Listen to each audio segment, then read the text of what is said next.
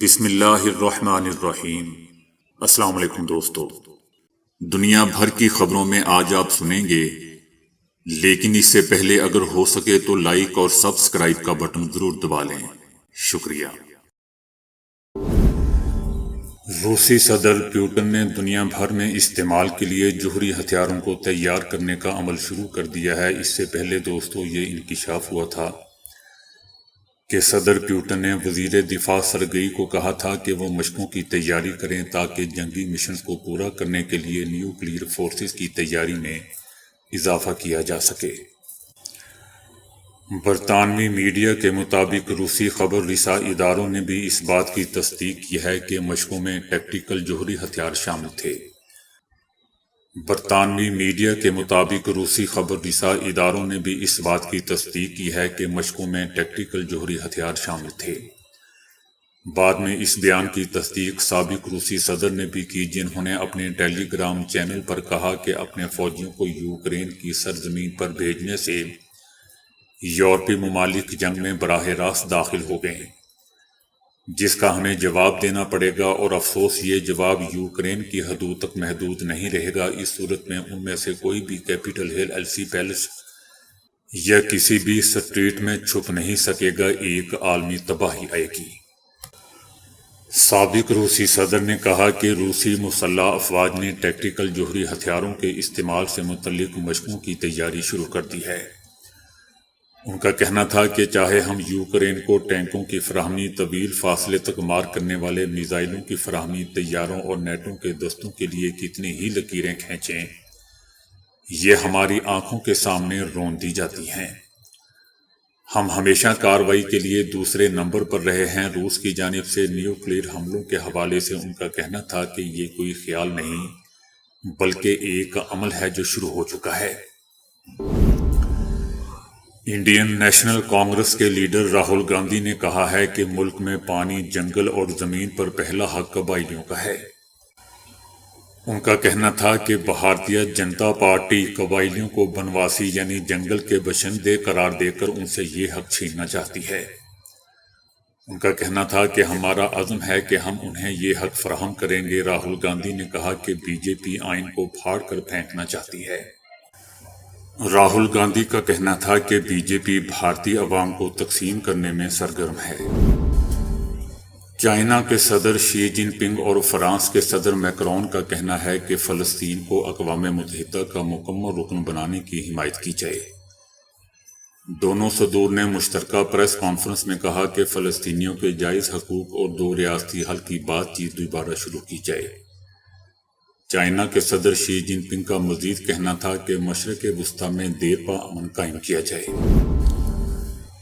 Hamas کے سربراہ اسماعیل ہنیہ کا کہنا ہے کہ ہم اپنے ارادوں میں مخلص ہیں، گیند اب اسرائیل کے کورٹ میں ہے۔ اسماعیل ہنیہ کا کہنا تھا کہ ہم نے قطری اور مصری تجاویز پر حماس کے رد عمل پہنچا دیا ہے۔ اسماعیل ہنیہ نے مزید کہا کہ مصری قطری تجاویز میں بے گھر فلسطینیوں کی بلا رکاوٹ واپسی شامل ہے۔ ان کا کہنا تھا کہ مصری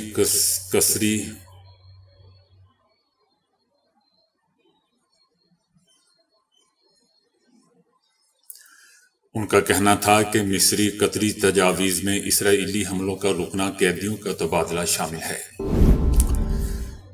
وفاقی وزراء نے کہا ہے کہ آئی ایم ایف کے وفد 7 یا 10 دن میں پاکستان کا دورہ کریں گے۔ آئی ایم ایف سے نئے پروگرام کے حجم اور مدت طے کرنے پر مذاکرات ہوں گے۔ وفاقی وزراء نے پینشن بوجھ سے نجات کے لیے اصلاحات کا اشارہ بھی دے دیا۔ وزیر خزانہ نے کہا ہے کہ سعودی عرب نے پاکستان کا کامیاب دورہ کیا ہے۔ سعودی وفد کے ساتھ گفتگو مثبت رہی، ملک میں معاشی استحکام آ رہا ہے اور ہمارے معاشی اہداف درست سمت میں جا رہے ہیں۔ آئی ایم ایف کی ٹیم بھی اس ماہ پاکستان کا دورہ کرے گی۔ ان کا کہنا تھا کہ پینشن کے اخراجات کو قابو میں لانے کے لیے اقدامات کرنے ہوں گے۔ وزیر خزانہ اورنگزیب نے کہا کہ ملک صرف ٹیکس دینے سے ہی چل سکتے ہیں۔ نان فائلر کی سم بلاک کرنے کے معاملے میں غیر ملکی سرمایہ کار ہم سے کیسے ناراض ہو سکتے ہیں؟ ہم کئی چیزوں میں آگے بڑھ رہے ہیں اور بڑھتے ہی رہیں گے۔ مہنگائی کی شرح کم ہو رہی ہے، توقع ہے کہ شرح سود بھی کم ہوگی۔ جون، جولائی اور اگست میں ریٹ نیچے آتا لگ رہا ہے۔ D G I S P R پاک فوج میجر جنرل احمد شریف نے کہا ہے کہ 9 مئی فوج نہیں بلکہ پورے پاکستان کی عوام کا مقدمہ ہے۔ 9 مئی کرنے اور کروانے والوں کو آئین کے مطابق سزا دینی پڑے گی۔ ان کا کہنا تھا کہ ٹھوس شواہد موجود ہیں کہ ٹی ٹی پی پاکستان میں تخریب کاری کے لیے افغان سرزمین استعمال کر رہی ہے۔ پاکستان نے تخریب کاری کے جواب میں افغانستان میں تخریب کاروں کی محفوظ پناہ گاہوں کے خلاف کارروائی کی ہے۔ تخریب کاروں اور ان کی سہولت کاروں کی سرکوبی کے لیے ہر حد تک جائیں گے۔ ان کا کہنا تھا کہ بشام میں چینی انجینئرز پر حملے کی کڑیاں بھی سرحد پار سے ملتی ہیں۔ اس حملے کی منصوبہ بندی افغانستان میں کی گئی۔ تخریب کاروں اور سہولت کاروں کو افغانستان سے کنٹرول کیا جا رہا تھا۔ پاکستان میں تخریب کار حملوں کا مقصد معاشی ترقی کو نقصان پہنچانا ہے۔ ان کا کہنا تھا کہ گوادر پور اتھارٹی کالونی پر حملے کو فوجی جوانوں نے ناکام بنا دیا۔ 8 دہشت گردوں کو ہلاک کیا گیا۔ D G I S P R کا کہنا تھا کہ بھارت پاکستان میں تخریب کاری کر رہا ہے۔ بھارتی ایجنسیوں نے پاکستان میں 2 شہریوں کو قتل کیا۔ پاکستان تخریب کاری کے نیٹ ورک کو ختم کرنے میں کوئی کسر نہیں چھوڑے گا۔ بھارتی فوج ایل او سی پر معصوم شہریوں کو نشانہ بناتی ہے۔ اسے منہ توڑ جواب دیا ہے اور دیتے رہیں گے۔ بھارتی فوج مقبوضہ وادی میں بے گناہ کشمیریوں کو شہید کر رہی ہے۔ بھارتی ایجنسیاں پاکستانیوں کو مارنے میں ملوث ہیں۔ میجر جنرل احمد شریف نے زور دیا کہ لاپتہ افراد کے مسئلے کو بڑھا چڑھا کر پیش کیا جاتا ہے۔ متعدد لاپتہ افراد تخریب کار حملوں میں ملوث تھے اور جوابی کارروائیوں میں ہلاک ہوئے۔ ان کے تانے بانے بیرون ملک سے ملتے ہیں۔ پاکستان میں تخریب کاروں کے لیے کوئی جگہ نہیں۔ ان کا کہنا تھا کہ 9 مئی فوج نہیں بلکہ پورے پاکستان کے عوام کا مقدمہ ہے۔ 9 مئی کرنے اور کروانے والوں کو آئین کے مطابق سزا دینی پڑے گی۔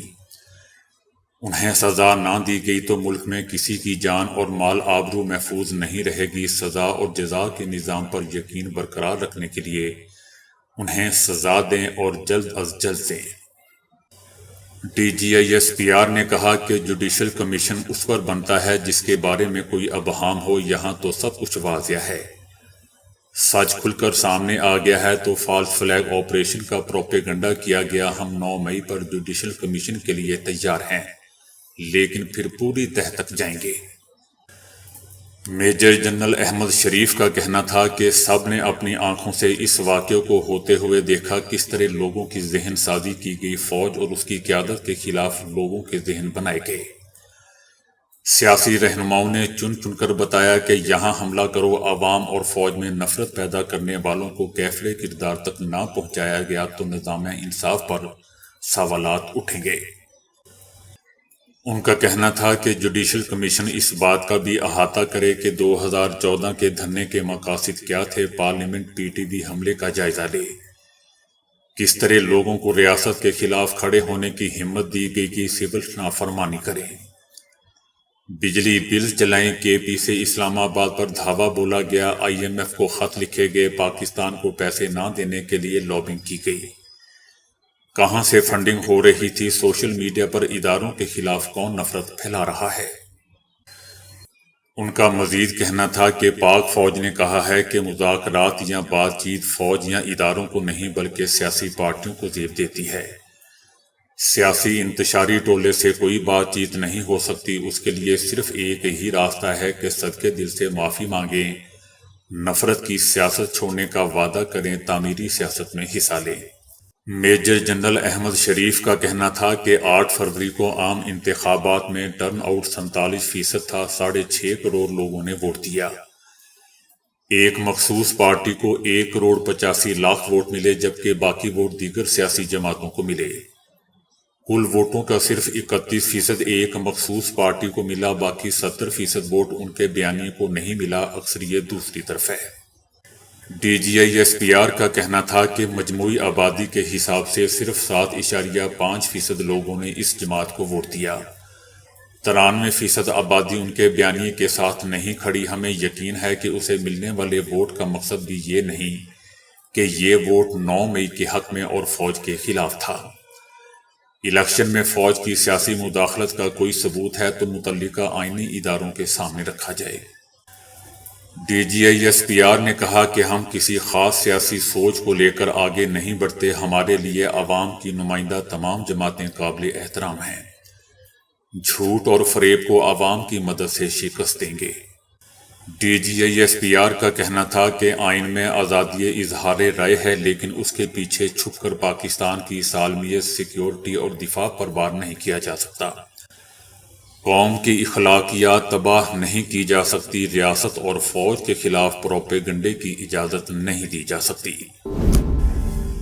چیف جسٹس آف پاکستان نے کہا ہے کہ جو جج مداخلت دیکھ کر کچھ نہ کرے اسے جج نہیں ہونا چاہیے، گھر بیٹھ جائے۔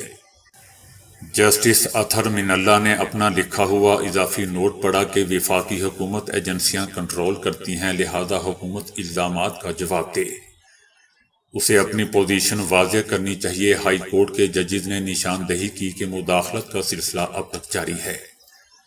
وفاقی حکومت کی ذمہ داری ہے کہ وہ مطمئن کرے مداخلت نہیں ہو رہی۔ جسٹس اطہر من اللہ نے کہا کہ 2018-19 میں ہائی کورٹس کا سب سے بڑا چیلنج سپریم کورٹ کے مسائل پر خاموشی اختیار کرنا تھا۔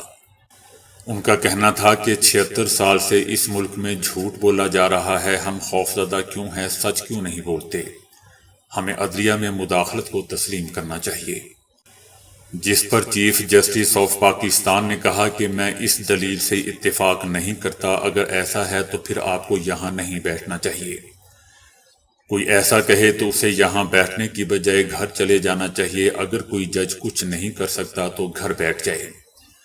ایسے ججز کو جج نہیں ہونا چاہیے جو مداخلت دیکھ کر کچھ نہ کرے۔ جسٹس اطہر من اللہ نے کہا کہ صرف میں نہیں، اٹارنی جنرل صاحب نے بھی یہ بات کہی ہے، حکومت بھی مداخلت تسلیم کر رہی ہے۔ تمام ہائی کورٹس نے 6 ججز سے بھی زیادہ سنگین جوابات جمع کروائے ہیں۔ ایک ہائی کورٹ نے یہ بھی کہا ہے کہ مداخلت آئین کے ساتھ کھلواڑ ہے۔ جسٹس اطہر من اللہ نے مزید کہا کہ عوام کو حقیقت بتانے سے خوفزدہ نہیں ہونا چاہیے، ہمیں ملی بھگت کا اعتراف کرنا چاہیے۔ جس پر چیف جسٹس آف پاکستان نے جواباً کہا کہ اگر ملی بھگت ہے تو پھر بینچ میں بیٹھنے کا کوئی جواز ہی نہیں بنتا۔ ٹیلی کام کمپنیوں نے دوستو ملک میں 5,06,000 سے زیادہ نان فائلرز کی موبائل سم بلاک کرنے پر رضامندی ظاہر کر دی ہے۔ ٹیلی کام کمپنیوں کی جانب سے chairman federal board of revenue یعنی ایس پی آر کو یقین دہانی کروا دی گئی ہے کہ 1 سے 1.5 ہفتے میں 5,06,000 سے زائد نان فائلرز کی موبائل سم بلاک کر دی جائیں گی۔ نان فائلرز کو انکم ٹیکس گوشوارے جمع کروانے کے پیغامات ارسال کیے جائیں گے، جس کے بعد ٹیکس گوشوارے جمع کروانے والے نان فائلرز کی ایس پی آر سے کلیئرنس کے بعد موبائل سمز بحال کر دی جائیں گی۔ دنیا کے بہت سے ممالک سے ایک عجیب خبر آئی ہے جس نے خود سائنسدانوں کو بھی حیران کر دیا ہے۔ خبر یہ ہے کہ کرۂ ارض پر انسانوں کے گرنے، چوٹ لگنے، درینہ معذوری اور اموات کی شرح میں تیزی سے اضافہ ہو رہا ہے۔ اس کی ایک وجہ یہ قرار دی گئی ہے کہ جدید طرز حیات کا اثر ہمارے جسمانی توازن پر ہو رہا ہے اور گرنے کے واقعات میں تیزی سے اضافہ ہو رہا ہے، جس میں چھوٹوں اور بڑوں کی کوئی تفریق نہیں ہے۔ تاہم اچھی بات یہ ہے کہ ہم اس رجحان کو ختم کر سکتے ہیں۔ گرنے، چوٹ لگنے، معذوری اور اموات کے یہ واقعات محض کھڑا ہونے اور چلنے کے دوران بھی پیش آئے ہیں۔ عالمی سطح پر سڑک حادثات کے بعد ہمارے گرنے کا عمل ہلاکت کی دوسری بڑی وجہ بن چکا ہے۔ اس ضمن میں برٹش میڈیکل جرنل نے ایک بہت بڑا سروے کیا ہے جس میں 195 ممالک میں گرنے، چوٹ لگنے، جزوی یا مکمل معذوری اور اموات کا جائزہ لیا گیا ہے۔ تحقیق بتاتی ہے کہ سال 1990 سے 2017 کے درمیان عالمی سطح پر گرنے سے سنگین نتائج کی شرح دگنا ہو چکی ہے۔ ماہرین کے مطابق گرنے سے چوٹ لگنے کے سب سے زیادہ واقعات گھٹنے اور ٹخنوں کی چوٹ کے واقعات ریکارڈ ہوئے ہیں۔ تاہم ماہرین نے جوانوں اور نوجوانوں میں الکحل، موبائل فون کے استعمال اور تیز روی کو گرنے کے حادثات کا ذمہ دار بھی قرار دیا ہے۔ تاہم 60 سال سے اوپر افراد میں گرنے کے بعد معذوری اور موت کا خطرہ سب سے زیادہ دیکھا گیا ہے۔ لیکن دوستو کہانی یہاں بھی ختم نہیں ہوتی کہ ایسے 80% واقعات غریب اور درمیانی آمدنی والے ممالک میں رونما ہو رہے ہیں۔ ان ممالک کی بڑی آبادی تیزی سے بوڑھی ہو رہی ہے جہاں گرنے کے واقعات بڑھتے جا رہے ہیں۔ عالمی ادارہ برائے صحت WHO کے مطابق ہر سال 6,46,000 افراد گرنے سے جاں بحق ہو رہے ہیں۔ ہمارے استحکام کی کمی میں خود دماغ اور جسم کا کمزور ہوتا ہوا امتزاج بھی شامل ہے، اسی طرح جذباتی اور نفسیاتی طور پر بھی ہم بہت تیزی سے تبدیل ہو رہے ہیں۔ ان کی تہہ میں پہنچ کر ہم بہت حد تک اس عالمگیر مسئلے کی شدت کو کم کر سکتے ہیں۔ اسی بنا پر ماہرین نے دماغی ورزشوں، نماز، یوگا، چہل قدمی اور جوگنگ پر بھی زور دیا ہے۔ ڈاکٹر کو ایک مسیحا قرار دیا جاتا ہے، لیکن بہت کم ہی ڈاکٹر ایسے ہوتے ہیں جو اس تعریف پر پورا اترتے ہیں۔ تاہم پھر بھی دنیا میں چند ڈاکٹرز اب بھی ایسے موجود ہیں جو کہ واقعی دل میں انسانیت کا درد محسوس کرنے کی صلاحیت رکھتے ہیں۔ انہی ڈاکٹر میں سے ایک ڈاکٹر سینڈرک روٹ بھی ہے۔ نیپال سے تعلق رکھنے والے ڈاکٹر سینڈرک ایسے افراد کے لیے حقیقی مسیحا ثابت ہوئے ہیں جو آنکھوں کے مختلف امراض میں مبتلا ہو کر نبیناؤں والی زندگی گزار رہے تھے۔ ان افراد کی آنکھوں کا مرض قابل علاج تھا، لیکن غربت اور علاج کی سہولیات کے فقدان کے باعث اندھیرے میں زندگی گزارنے پر مجبور تھے۔ WHO کے مطابق دنیا کی نابینا افراد کی 90% آبادی غریب ترین علاقوں سے تعلق رکھتی ہے، اور ان میں سے 80% افراد ایسے ہوتے ہیں جن کا مرض قابل علاج ہوتا ہے۔ ڈاکٹر سینڈوک انتہائی سادہ اور سستا علاج کا طریقہ اپنا کر ان مریضوں کی زندگی میں روشنی بھر رہے ہیں۔ دلچسپ بات یہ ہے کہ ڈاکٹر سینڈوک روٹ کا یہ علاج صرف 5 منٹ میں مکمل بھی ہو جاتا ہے۔ 59 سالہ ڈاکٹر سینڈوک گزشتہ 30 سالوں سے آنکھوں کے امراض کا علاج کر رہے ہیں اور اب تک 1 لاکھ سے زائد افراد کا کامیاب علاج کر چکے ہیں۔ ڈاکٹر صاحب کا تلگنگا کے نام سے مشہور ہاسپٹل کھٹمنڈو میں ہے۔ ڈاکٹر سینڈوک نے ایسے مریضوں کے لیے جو ہاسپٹل تک رسائی حاصل نہیں کر سکتے تھے، ان کے لیے موبائل ٹیمیں بنا دیں۔